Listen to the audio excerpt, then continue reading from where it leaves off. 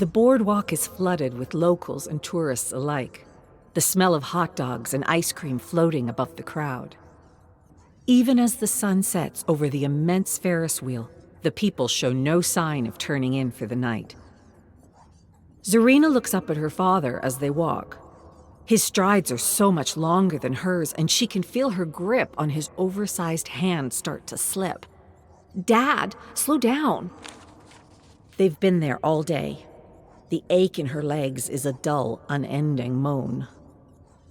Her mother struggles to keep up, weaving around bright-faced families who seem determined to bump shoulders with her. She puts a hand on his shoulder. "Maybe we should call it a day." Father's stride doesn't break.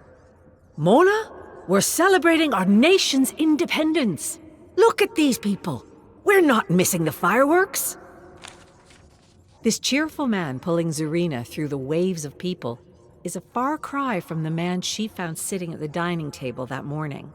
Sitting still, silent, holding hands with Mother, reading the newspaper. They find a spot on the beach and watch as the sky explodes in flashes of color and light. Zarina hears the oohs and ahs from the families surrounding her. The fair-haired boy standing on the beach towel next to her waves his flag in excitement.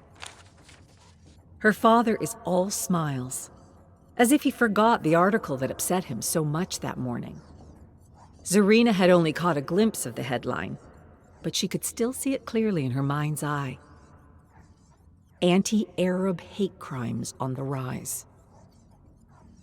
Standing on that dark beach, Zarina can only watch as her father watches the fireworks, the dazzling lights fading in his sparkling eyes. The bus rumbles along Metropolitan Avenue, and the old cemetery comes into view through the broad speckled windows. Her father is in the driver's seat, his eyes fixed on the road. He only breaks his gaze when he makes his stops and says bye to the disembarking passengers. But he doesn't look back at her. Not once. Not since she told him what happened. Some part of her thought there was a chance he would be proud. She stood up for herself. She stared into the face of racism and punched her in the mouth. Just one hit, but it was worth it. Bullies like Lindsay need to be dealt with. Otherwise, they win. Her father pulls into the next stop, hitting the brakes a little harder, giving the passengers a jolt. At last, he looks back at her as she stands behind the yellow line. "My grandfather told me something when I was a little boy in Beirut. He told me it's better to have 1,000 enemies outside your door than to let even one of them in. Do you understand me? If you allow someone like Lindsay to get in here," he points at his head, "or in here," his heart, "that is how they win." People get off. People get on. They all wait patiently to get back on the road. Don't forget this, Zarina. Everyone deserves forgiveness. And you deserve peace. As far as he's concerned, the conversation is over.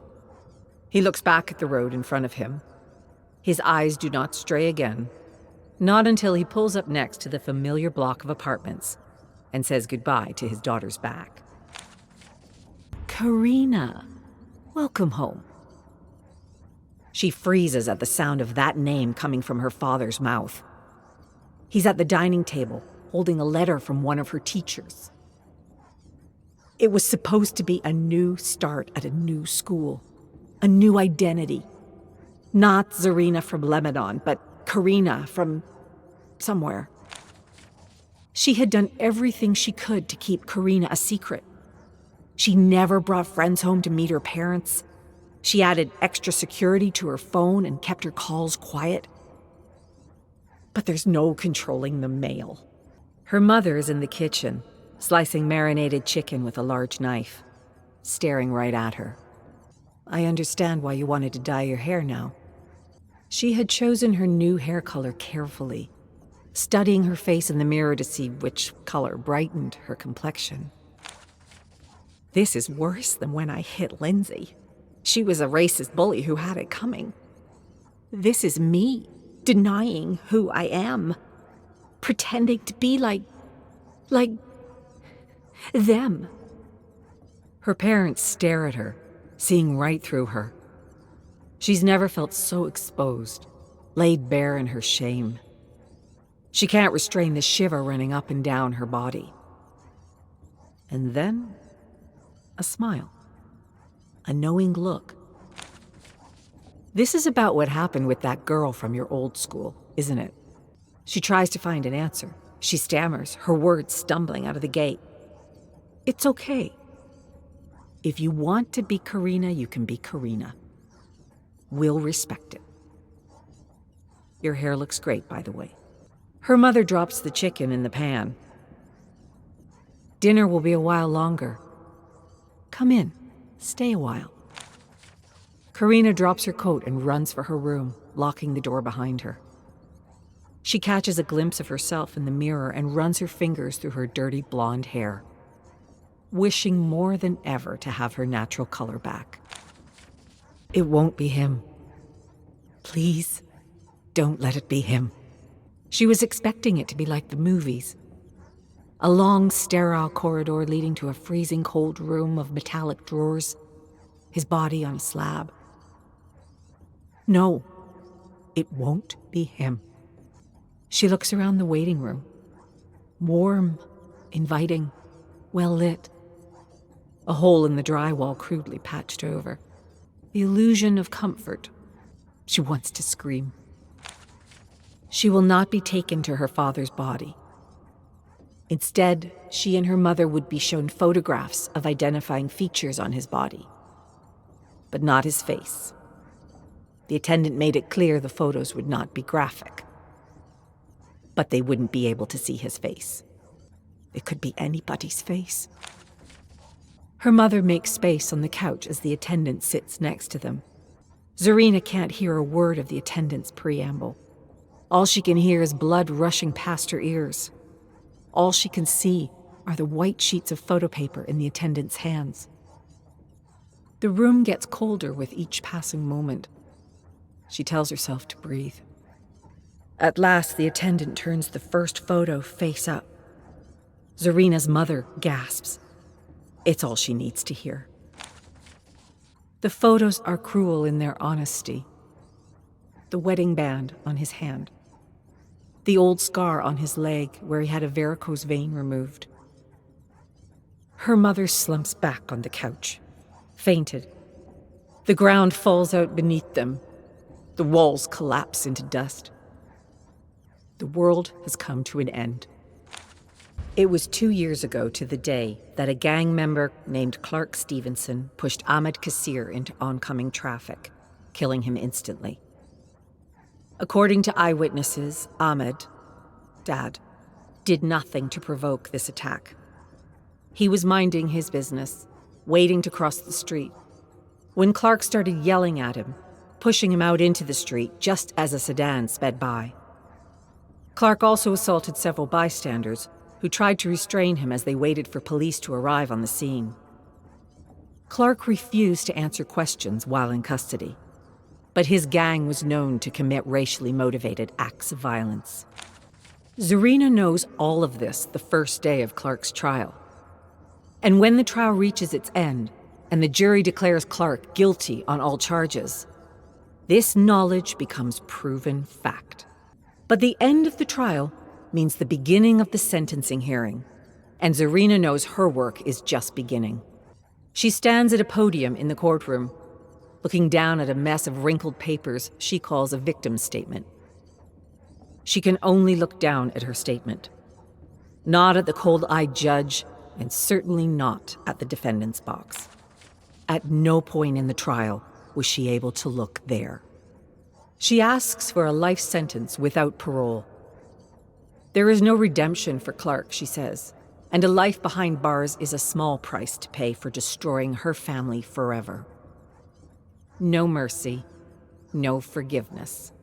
In the blink of an eye, she is sitting in her car in the courthouse parking lot, shoulders shuddering, chest heaving. A life sentence. In most other states, he'd get the death penalty. a lethal dose of chemicals. A life for a life. Dad always said New York was the most progressive state in the country. Look where it got him. A life sentence would have to do. It won't be long now.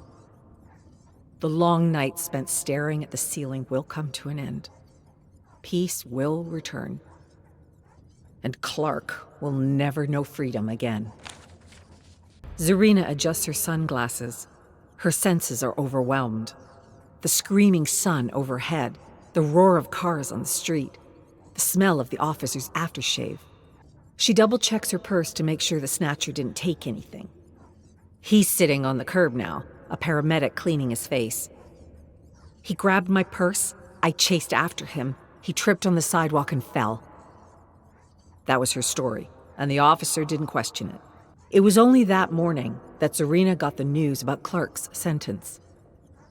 20 years, with the possibility of parole after 10. 10 years. The state of New York decided her father's life was worth just 10 years. The purse snatcher lets out a cry as the paramedic bandages his nose. The little rat got off easy. Zarina can't hide the disdain on her face. The officer puts his notepad in his pocket. "Ma'am, it's all right. I would be angry too." But she can't stop staring at the little rat sitting on the curb, pressing gauze into his nose. Her eye twitches. He would have had a lot worse than a bloody nose if this officer hadn't been walking his beat. Brooklyn used to be her home. But it's been years since she felt that way. Years of feeling angry and alone. The officer asks if Zarina would like to press charges. She answers without hesitation. Zarina leans forward in her seat and removes her notes from her carry-on.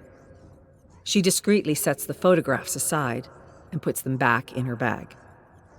Too graphic for Coach. She doesn't know how a transfer from New York to Nebraska was authorized.